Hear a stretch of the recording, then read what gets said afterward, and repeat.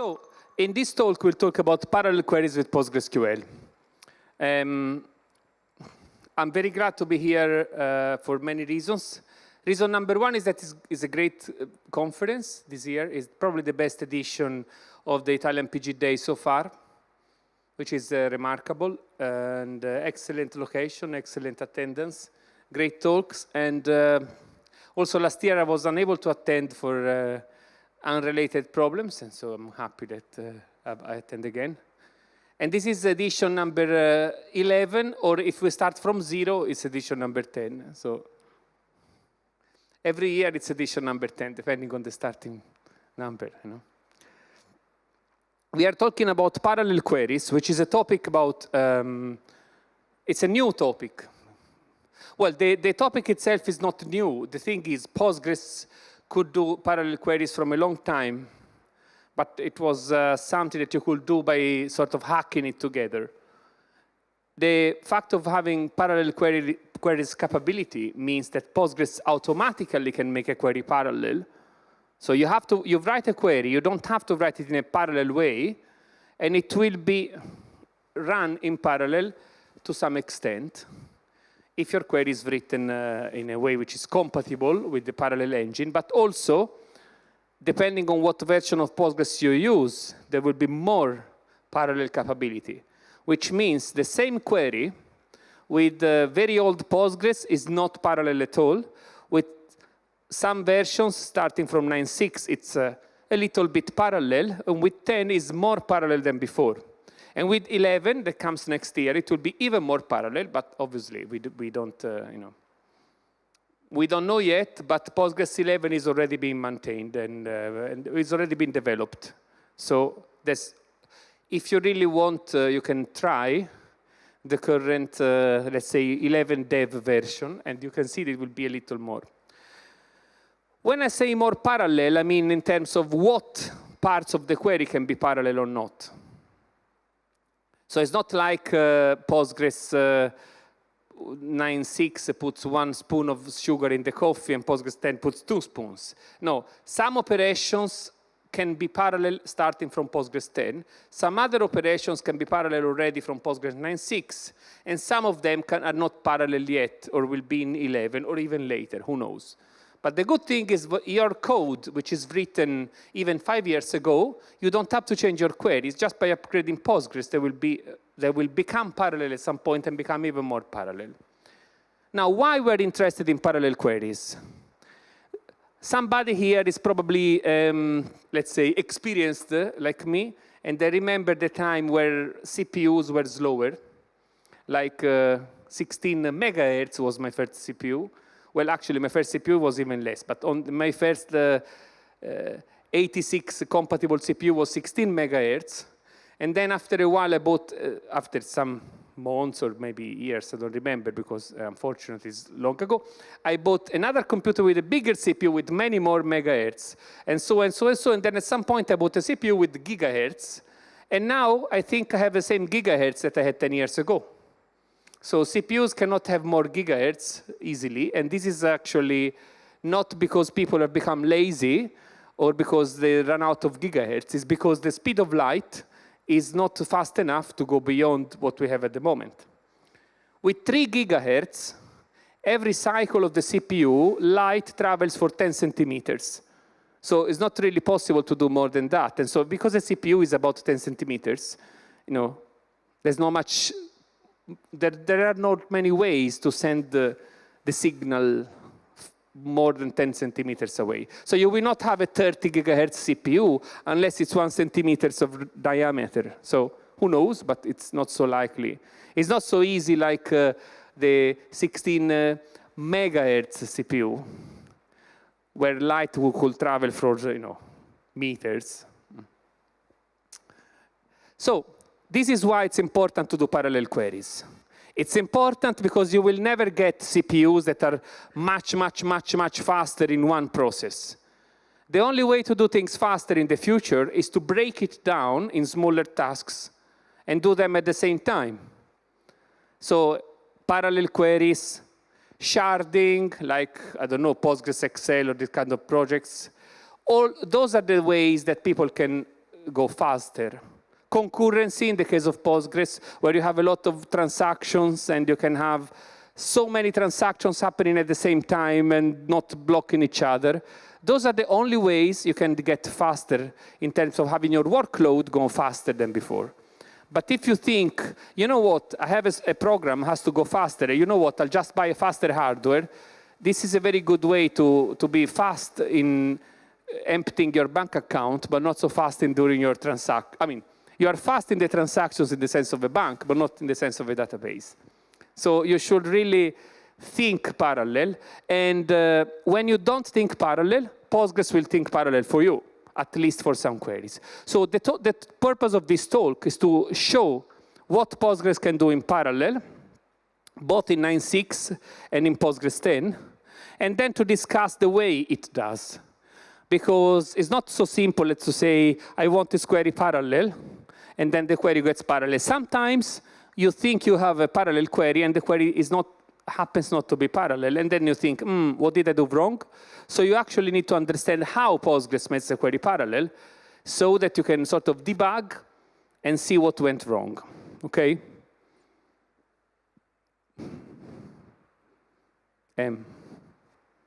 Okay.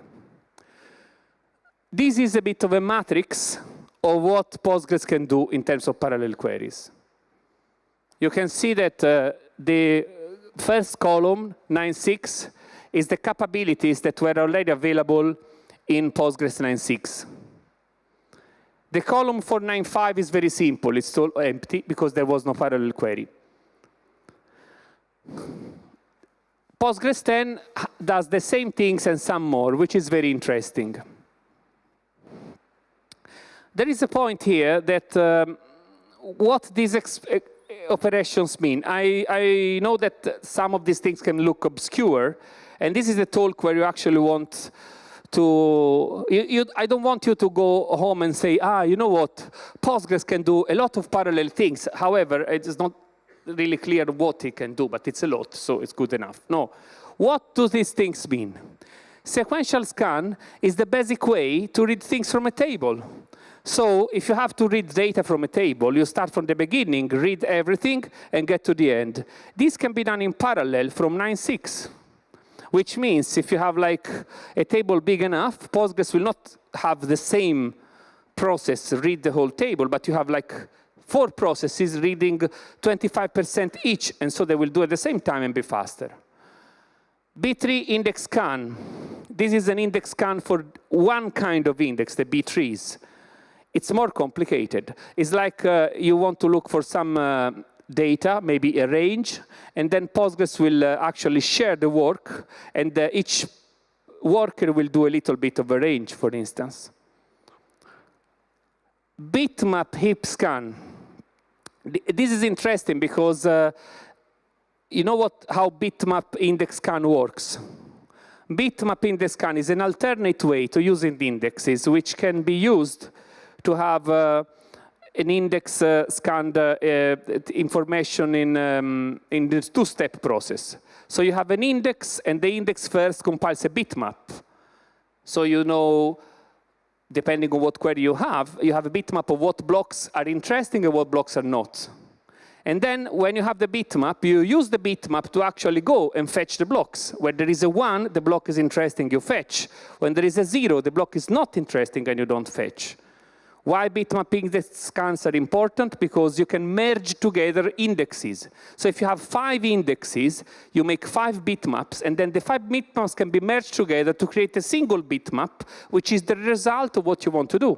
So if you want to look for people that use Postgres and live in Milan and are willing to pay the ticket for PGDay and another 2 things that you can make it up as you go, all this end means like you have 5 bitmaps, you make the end of them, and then a block has a 1 only if it has a 1 in each one of the bitmaps. So it satisfies all the 5 conditions. So this is a way to have a small number of indexes usable in a large number of ways. This is parallel from Postgres 10, not Postgres 9.6. Hash join. Hash join is a way to join 2 tables. Now, you may say, look, what's that kind of join? Well, this is not a question of what join it produces. A hash join is an implementation of a join. It can be inner join, outer join. This is a definition of what you mean. Hash join is one of the techniques that Postgres has to do a join. This is normally used by when you have a small table join a large one. So you make a hash table to access quickly the small one, and then you scan the big one. Nested loop join. The nested loop join is the join that people will do if they didn't know Postgres or databases and they will have to implement it in some language like, I don't know, Python, C, Quick Basic, whatever. You have to join two tables. You scan all the rows in the first table, and for every element, you scan all the rows in the second table. And if A equals B, then return the row. Nested loop, because you have one loop and then another loop. Merge join is the one I like more. And the reason I like it more is because it looks like a clever idea. So I wish I had that idea, but I didn't anyway. Maybe I'm excused. Maybe I was too young and somebody else already had the idea. Who knows? Anyway, how does it work, merge join? You have both sides of the join. You sort them. Or maybe you take them in a way that they're already sorted. And when they are sorted, it's easier to join. Because you look at the first element, are they equal? Good, so we do all the combinations. Not equal, so the smallest one we can forget and go forwards and repeat. So this way you have effectively go through both lists at the same time. Aggregation. Aggregation is also a very common operation. Select count from table. This is aggregation. Also, average is an aggregation. Aggregation is any operation that takes many rows and returns less rows. Yes, even forgetting rows is a way of aggregation, but it's a strange kind of aggregation to have 50 people meet in a room and then kill 49 of them. So probably aggregation is, well, let's not explain what aggregation is when people meet in a room. Let's go to the database. Yeah, better not. I mean, I know it's late, but it's still late in the afternoon, not late in the evening. Gather merge. Now, what is gather merge? Gather merge is not something that normally the database does. This thing exists only if you do parallel queries. So it's something that you will normally not have. And also, what are PL? PL are procedural languages. So some of you may have done store procedures. Store procedures can be in SQL, which is not a procedural language. SQL is a declarative language. What is a declarative language? A declarative language is when you ask questions, but you don't say how people should answer. So for instance, my mother always uses a procedural language because she asks me things and she tells me how I must do them. But normally people say, look, I want to know how many rows are in the table. I don't care how you compute it. It's up to you. You are the database. So you can use the index or scan the table or do whatever you want. It doesn't matter. I leave the implementation to you, executor. So that's declarative. Procedural means go there, open the file, go to the first row, set variable to 1, go to the next row, increase by 1. Is there another row? No, exit. Yes, go back to, this is imperative. You don't ask a question, you specify what steps the machine must follow.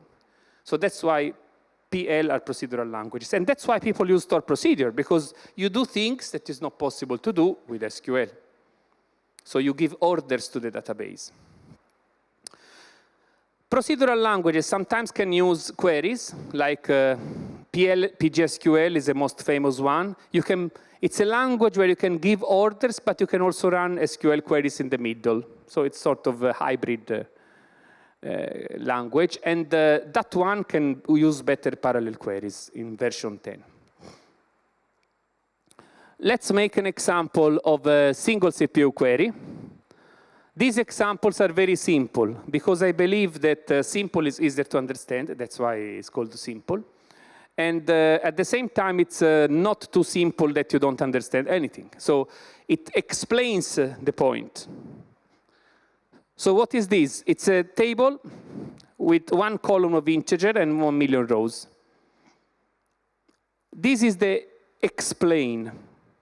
How many of you have used, heard, or know about explain? Good, very good number. Explain, for the others, is a way to tell Postgres, look, don't run the query, but if you run the query, what would you do? And the answer of Postgres is, I will do sequential scan. And it will cost me 0 before I can start outputting the first row, because there's no preparation. You simply go. And then 14,425 after I finish outputting the last row. And then I will have 1 million rows. And I expect every row to be 4 bytes. Okay? Which effectively, it's not that big a surprise, because you're talking about int 4. So that an int 4 is 4 bytes. Not very surprising. But I like simple examples. This one here. So here you have the cost is always 2 numbers, the start and the end. Because if I tell you that it takes 1 minute to output rows, it's not the same thing as it takes 20 minutes to wait and then 1 minute. So this is it's not time, it's cost, but cost is ideally something like time, you know? The initial cost is 0, which means we must not do any preparation. And then this is the cost it takes to complete the task. If there are other cases, for instance, if you do a hash join, before you must build the hash table, which costs sometimes, and then you start. So the cost of a hash join will be initially something bigger than 0. Cool. Sorry? The unit of cost is the cost it takes to read from disk 1 block sequentially. It's obviously an approximation. Postgres has these fake numbers that are very much of an approximation, but they are a way to guess. For instance, the cost of randomly reading a block. So if you have to read 10 blocks, 1 here, 1 there, each one of them costs 4 units. But if you have to read 10 blocks in a row, they cost 1 unit each, because sequential scan is supposed to be faster. And then there is a cost of reading 1 row, which is much smaller, is 0.01.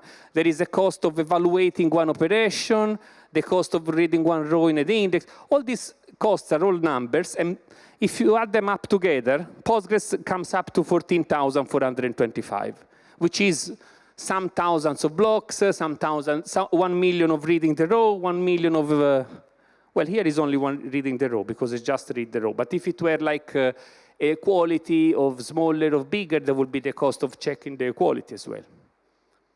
This number is not so important in itself. The important thing is that the number is smaller if the query is faster, and the number is bigger if the query is slower. So we can normally get the faster one. Cool. So this is what happens in a parallel query. Look, it's the same query as before, but now it's 2 nodes. Initially, there is a parallel sequential scan, and then there is a gather. What is a gather?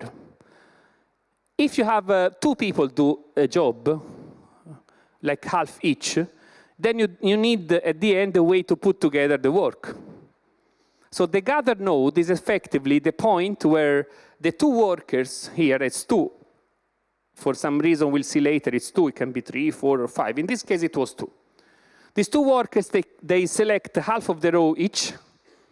Approximately, they think they get 416,000. In fact, they will get about 500,000, but this is an estimate. And then the gather node gets the merge of these 2 rows. So in a parallel query, you always have a gather. And that's how the previous example works. You run a query, automatically Postgres makes the plan. The beginning is usually scanning a table or scanning an index. If the beginning can be made parallel, good. Then there will be a beginning which is parallel. At some point, there is a gather to transform the parallel into non-parallel, because the output cannot be parallel. I mean, you have 1 output, not many outputs, right? So a parallel query always has 1 gather node. only one. And the parallel part is the one below the gather, and the non-parallel part is the one above the gather. Now, in this query here, the example is very, very simple, because after the gather is the nothing. But sometimes you have queries where after the gather there is something else.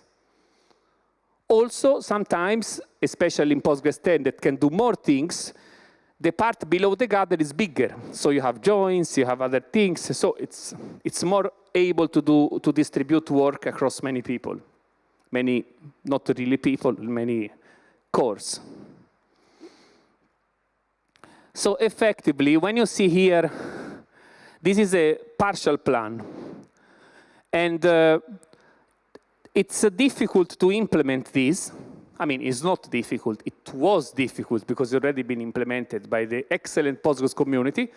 The difficult part is you can share the work, but what happens if the same row is used twice? You get the wrong result. So the difficult part of parallel is to ensure that you divide the work and you don't forget any little bit. At the same time, you divide it in a way which is efficient. So you cannot say, you know what, wait a minute, I give you half of the rows, and it takes half an hour to give you half the rows. No, you must split the cake clearly and not leave any crumbles on the table. So this is, this was difficult. This is how normally a parallel query works in general. There is a gather node, and then there are a lot of partial plan below, and these partial plans have parallel something, and then below there is other things. They do joins, index scans, aggregations, all the things that we see there. And so this works very well. An important concept is the concept of parallel safety. What does it mean? Some functions are safe to be parallel. Some functions is better to not make them parallel, because if you make them parallel, you make a big disaster. Like, in Postgres, we have all these functions that are very powerful. Okay, you can compute, if you want, the absolute value of a number, all the mathematical operation. This is safe. I can compute the square root how many times I want. I will not disturb a table. But if I run a function that has some side effects, like it changes other things somewhere, it queries the table, and so on, it's not the same thing to run the function once or to run it 5 times.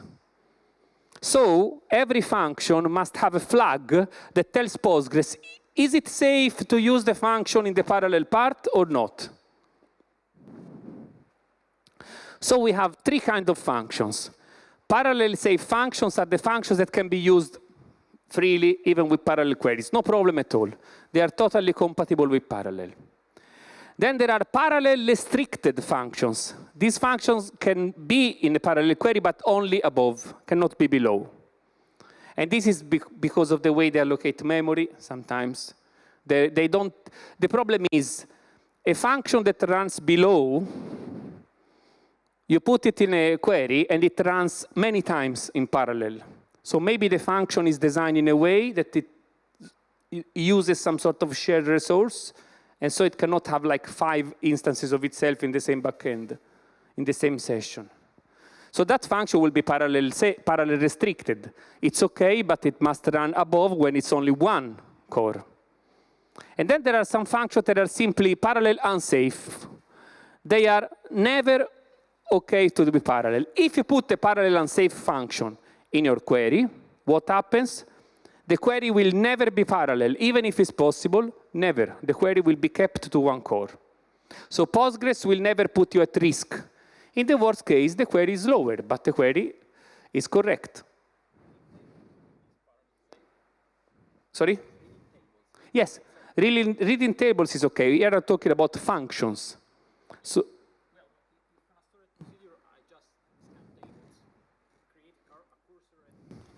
yeah, it depends. I mean, the point is, the function being parallel safe or parallel restricted or unsafe, it's your decision when you create a function. You have to understand what the function does, And then you can put the flag and say, this function is parallel safe, this function is parallel restricted, this function is parallel unsafe. The flag is only an information to the planner that tells the planner, look, planner, do not use this below gather, or do not use this in a parallel query. So yes, if you scan another table and don't write, of course it's parallel safe. You can scan as many times as you want. But if you do write something, then if it's below the gather, it can be written many times, and maybe this is not what you expect. But if it's above, it's OK. So it could be parallel restricted, for instance. But if you use something that conflicts with the fact that it's parallel, and we'll see there are some things, then you should mark it as parallel unsafe. By default, the query is like this. So if the function is parallel unsafe. So if you don't tell Postgres that your function is OK to be parallel, Postgres will go the safe way. You say, no, never parallel. This is the formula that tells you how many parallel workers. So I run a query and I want 30 parallel workers and I only get 3. Why is that? Well, it's obvious. It's because of this.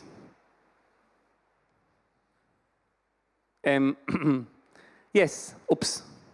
Yes, these I meant, thanks. I wanted to make a joke, so let's repeat. So this is obviously a clear explanation of why we have, how many. What does this mean? Well, it's not like it's written in the code, but this is what is in the source code.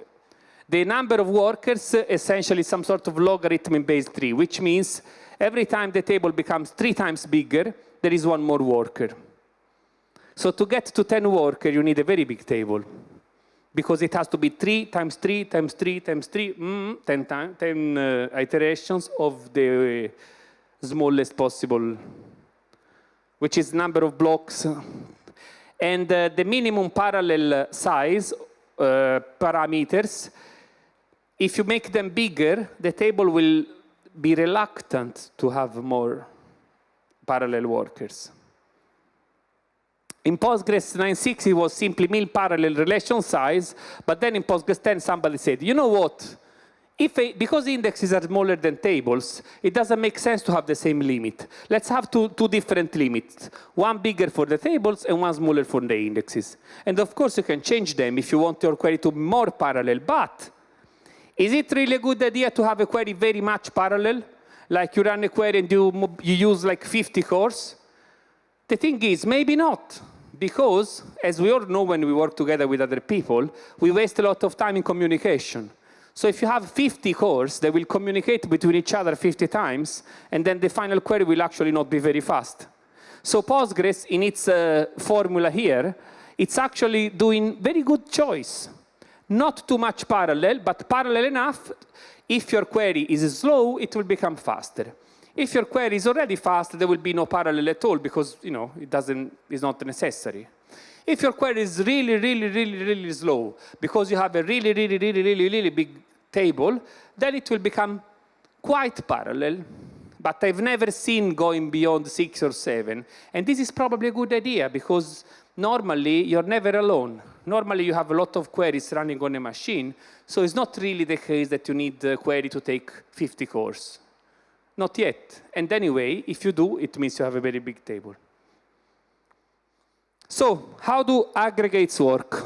Aggregates are done in a parallel way. What do I mean in a parallel way? This is the last topic of the slides.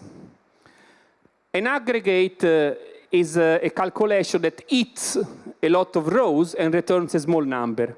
So for instance, an example is, let's make the total amount of money that we made in 2016. So you have your database, 1 row for every invoice, you do the total, and obviously everybody knows, if you have to do the total of a very large number of things, we can do a total of a little bit, then another total, then another total, then another total, then another total, and then put together the totals in the final total. And this is called partial aggregation. So how can you get Postgres to do the same? You can have your normal aggregation have an extra method which is called combine. Combine means I get the aggregates and I merge them together in a single result.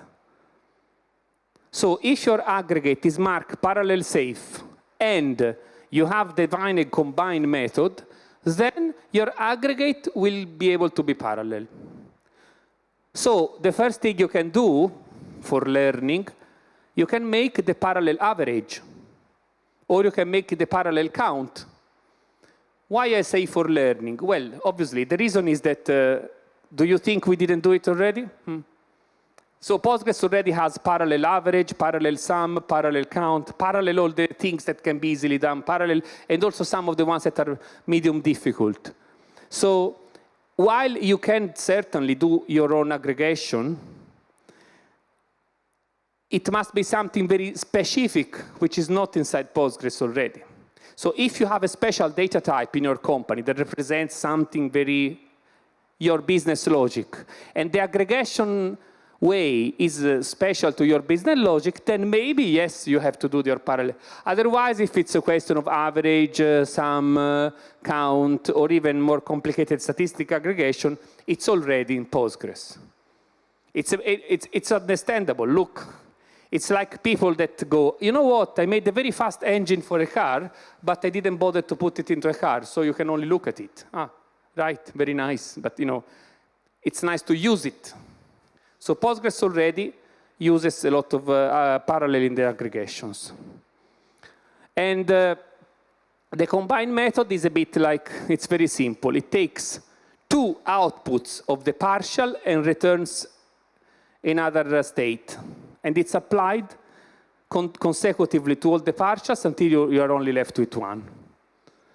And so this is the end of my slides, and now I left some time for questions on purpose. So are there any questions? Yep.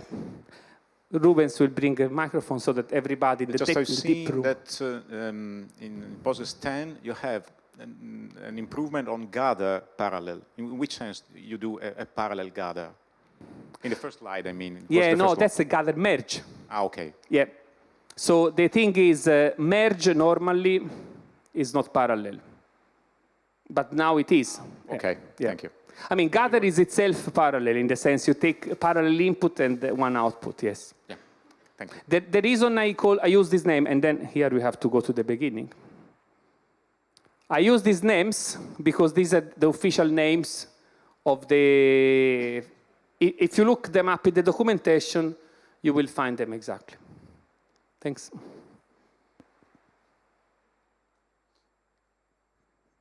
So are there any suggestions about the configuration values? Should we keep the defaults or increase them? Or?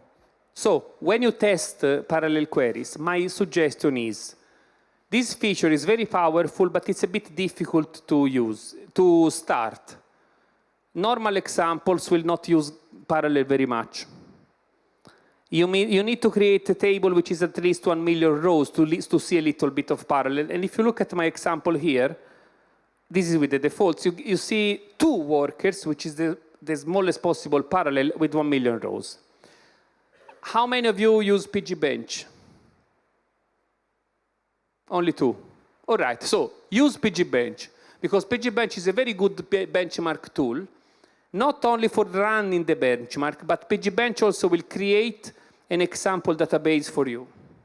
And you have a parameter called scale that you can use to make it bigger. So if you create a normal PGBench database, the biggest table has 100,000 rows. If you put a scale of 50, it multiplies the number by 50, so you get 5 million rows. So if you have a very big server, very powerful, you can run PGBench with a scale of 500, which will give you 50 million rows, and so on. You can even do whatever scale you want. Once you have a very big table, it's relatively easy to test the parallel, because our conservative formula here will use parallel only when the table is big enough. The settings I recommend is when you try, put this setting here to 1, is this very small one. If you put this number to 1, minimum parallel, if you are using 10, you should be using 10 to learn, right? Now we have 10. So mean parallel table scan size 1, mean parallel index scan size 1. Then you will be able to see very much parallel even with not so big tables. In production is another story. too much parallel is not good. It will use a lot of I/O and memory just to communicate between processes, especially when you have aggregation of things like scan. If you have a parallel scan of 50 million rows with like 5 processes, is I read 10 million rows, I read 10 million rows, I read 10 million rows, I read 10 million rows, I read 10 million rows, and then we have to put them together. Put them together is not easy. When you have a parallel aggregate, it's easy because the total of 10 million rows is one number. The total of 10 million rows is one number. In the end, I only have 5 numbers. It's very easy to put them together. So it depends. But to test the feature, put those numbers as small as possible so you have a lot of parallelism. But in production, I always advise people to start from the default, lower them a bit because they're quite high, you know. Like put them to half of their value, explain the query and see if there is an improvement. It may be not. Postgres has several settings in addition to these that explain the penalty of setting up parallel queries. For instance, in this case here, the number that you get here, this number here is the cost. Look, there is 1,000 here, you see? This 1,000 here is the cost of starting the parallel machine. Obviously, it must be counted in your query, because normally the query will not have the cost. But if it's parallel, there is a penalty of 1,000 just to start it. Why? Because Postgres must start 2 workers. The workers take memory, and then they do their job, and so it takes time.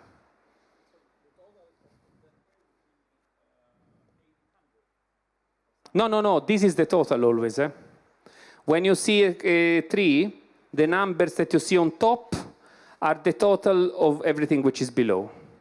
So this number here you see is this plus 2,000. Okay. And 1,000 is included in the start, and the other 1,000 is starting the parallel nodes, essentially. Okay, thank you. Other question? With more parallel queries in PL, what do you mean? You mean a query executed in parallel way, or more query executed parallelly? No, I mean that it's easier that a query run from a parallel language becomes, from a procedural language becomes parallel. So if I write a select in my PL PGSQL script, that query will be executed in a parallel way. Let's put it this way. If you do the same thing in 9.6 and in 10, 10 is more likely to do it parallel. There are more facilities because the way queries run inside the procedural language is complicated. Remember, every time you run a function is because the function comes from a select. So you have select function, and then the function inside does another select. So this is a bit more complicated to do parallel because, because of the fact that the query runs not alone, but it runs in a procedural language. So it took some extra coding to help queries inside procedural languages being parallel. So even in insert update and the triggers that are triggered. Okay, no. Insert and update are not parallel yet. Okay. No. Okay. So there is a lot to do for parallel queries, and not all the things are. But the good thing is that it doesn't matter. We don't have to do everything in a release because your code improves, and the same code you upgrade will improve more, and so on. So do expect new things in Postgres 11, and every time there is a new release, go through the release note and see there will be actually a section, parallel queries, that says, now we do also this parallel, now we do also this parallel. I have a few questions. Sure. First one is about the cost of starting threads for the parallel queries. Do you have in Postgres something like spare threads able to start quickly for a sequence of parallel queries? And is there any constraint about the total number of threads we may have? They're not just for a connection, for the complete yes, there are Postgres two clusters. constraints. Yeah. One constraint is the maximum for each query, and the other is the total maximum. I think the default in 10 is the maximum for a single query is 2. I mean, this is the default, so it's simple on design. And the maximum overall is 8. So if you have a busy system that does a lot of queries, you will never have more than 8 parallel workers. Then, of course, you can have 50 normal queries, but combining these with the number of connections, you avoid having too many parallel threads, which is a good thing, avoiding that. Okay. Thank you. Thank you. Any other question? Oh, yes. Okay. Yes. There was a little question. A little question, I don't know. Little question. Is it little? In a standard Postgres installation, is parallelism activated by Yes. default? This is a good question because in 9.6 it was not. In 10 it's activated a little bit, 2 maximum, and 8 overall. So if you have a Postgres out of the box and you do some queries, they will show a little degree of parallelism. But if you have a big server in production, definitely you should tune these numbers up depending on how many extra cores you want to allocate for parallel queries. I think we are done with the questions. Thank you very much, Gianni. Thank you.